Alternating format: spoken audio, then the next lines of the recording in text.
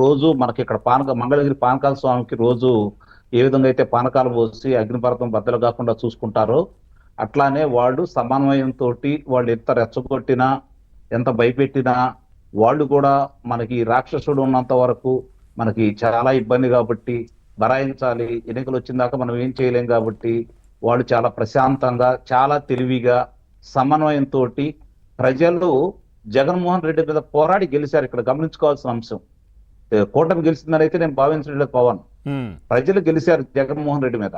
అతను నిరంకుశత్వం మీద గెలిచారు, అతను దోపిడీ మీద గెలిచారు, అతని యొక్క అరాచకం మీద విజయం సాధించారు.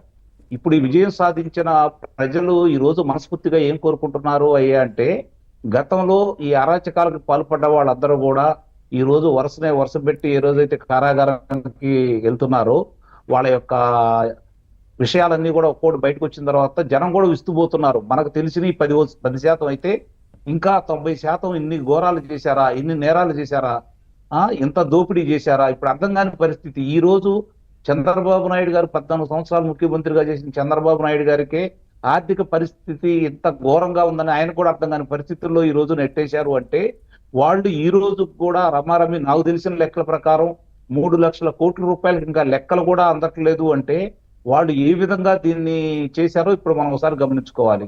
ఇప్పుడు ఒక పిఎస్ఆర్ ఆంజనేయులు కావచ్చు, సునీల్ కుమార్ కావచ్చు, మరి వాళ్ళకి సంబంధించిన విజయపాల్ కావచ్చు, మరి ఇలాంటి వాళ్ళందరూ చూసుకుంటా ఉంటే మనకి విశాల్ గున్ని గారు కావచ్చు, వీళ్ళందరూ కూడా మన కళ్ళ ముందు ఒక ఐఏఎస్, ఇందాక మీరు ఉదాహరించినట్లు పవన్, ఒక ఐఏఎస్ చదివిన వాళ్ళు, ఒక ఐపీఎస్ చదివిన వాళ్ళు అంటే కొన్ని లక్షల మందితోటి పోటీ పడి కొన్ని వందల మంది ఉత్తీర్ణులైతే అందులో మామూలుగా ఇంటర్వ్యూలో 10ల సంఖ్యలోనే కదా వాళ్ళకి ఉద్యోగాలు వచ్చేది.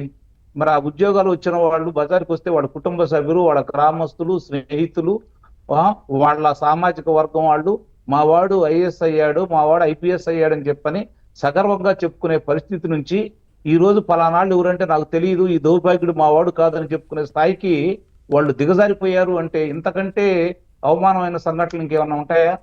ఈ రోజు సభ్య సమాజంలో తలదించుకునే విధంగా వాళ్ళు తలెత్తుకొని బ్రతకాల్సిన వాళ్ళు, వాళ్ళని ఆదర్శంగా తీసుకొని ఇంకా 10 మంది యువకులు పోటీ పరీక్షలకి పోటీ పడాల్సిన వాళ్ళు, చిచి ఇలాంటి వాళ్ళు ఇట్లానే ఉంటే మనం ఎందుకు దాంట్లో అని చెప్పిన వాళ్ళు ఈ రోజు సాంకేతిక పరిజ్ఞానం కలిపి మళ్ళారు. అంటే వీళ్ళ మీద వచ్చిన కుంభకోణాలు, వీళ్ళ మీద వచ్చినటువంటి అవినీతి, వీళ్ళు చేసే అక్రమాలు కళ్ళ ముందు కనపడుతున్నాయి కాబట్టే కదా వాళ్ళు అలా చేస్తుంది.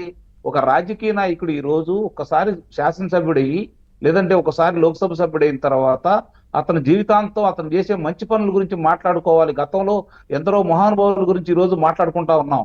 మరి అలాంటి వాళ్ళందరూ ఈ రోజు పలానా వాళ్ళు అంటేనే అసహించుకునే విధంగా, రాజకీయాలంటేనే వీళ్ళు చేసే కార్యక్రమాలు చూసే కదా ఈ రోజు యువకులు రాజకీయాల పట్ల ఆసక్తి సన్నగిల్లింది. నిజంగానే ఇప్పుడు వీళ్ళు నిజంగానే ఒక పద్ధతి ప్రకారం చేసుకుంటూ వచ్చారు. పవన్, మనం ఇలానే చేద్దాం, మంచి వాళ్ళు రాజకీయాల్లో రాకూడదు, మనలాంటి వాళ్ళే రాజకీయాలు రావాలి, మనమే రాజకీయాలను వెలగబెట్టాలి, మనమే అధికారంలో ఉండాలి, ప్రజలను ఇట్లానే దోచుకోవాలి, ఆస్తులు పెంచుకోవాలి, అడ్డం వచ్చిన వాళ్ళని చంపేయాలి, లేదంటే అక్రమంగా వాళ్ళని నిర్బంధించాలి, నానా అభియోగాలు మోపాలి, అట్లా ప్రతి వాళ్ళని భయప్రాంతం గురి చేశారు. మళ్ళీ ఈ రోజు కూడా చూస్తూ ఉంటే కొన్ని సందర్భాల్లో చూసుకున్నా కూడా, కొన్ని ప్రాంతాల్లో చూసుకున్నా కూడా ఇప్పటికి కూడా వాళ్ళు ఇంకా వాళ్ళ పెత్తనమే కొనసాగుతాం అనేది చాలా బాధాకరమైన విషయం. దీన్ని కూటమి పెద్దలు కొన్ని విషయాల్లో కొన్ని చోట్ల చొరవ చూపుతున్నా కూడా అధికారులు సహకరించట్లేదు.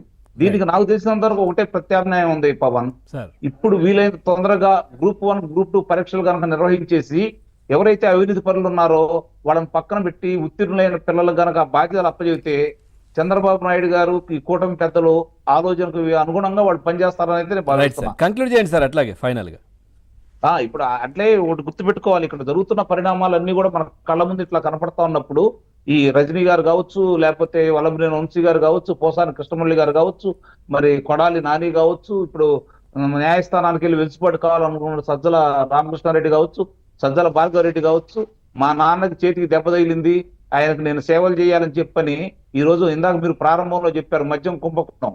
నాకు తెలిసినంత వరకు 1,18,000 కోట్ల రూపాయలు, అది ₹1, ₹2 కూడా కాదు. మరి దానికి సంబంధించి మిథున్ రెడ్డి పేరు బయటకు వచ్చిన తర్వాత మరి అతను ఇందులో ఏంటంటే ఆయన పైన ఎఫ్ఐఆర్ నమోదు కాలే, ఆయన పేరు కూడా లేదు, కానీ ముందస్తు బెయిల్ ఇవ్వండి నన్ను అరెస్ట్ చేస్తారంటున్నారు. అంటే గుమ్మడికాయల దొంగ అంటే భుజాలు తడువుకోవడం.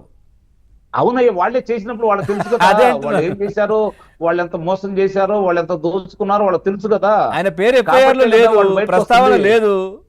ఇప్పుడు 5 సంవత్సరాలు ఈ నాయకుల మీద, కూటమి నాయకుల మీద వాళ్ళు ఇష్టారాజ్యంగా చేసినా కూడా భయపడకుండా ఇక్కడే ఉన్నారు కదా, ఉమ్. పారిపోలేదు కదా, ఊళ్ళో వదిలిపెట్టి పారలేదు కదా.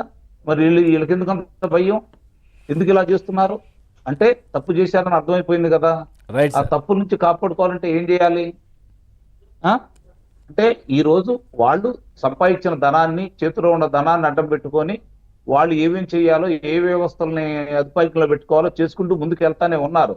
సమన్వయంతో ఈ కూటమి ప్రభుత్వం దాన్ని ఛేదించాలని ప్రయత్నం చేస్తా ఉంది.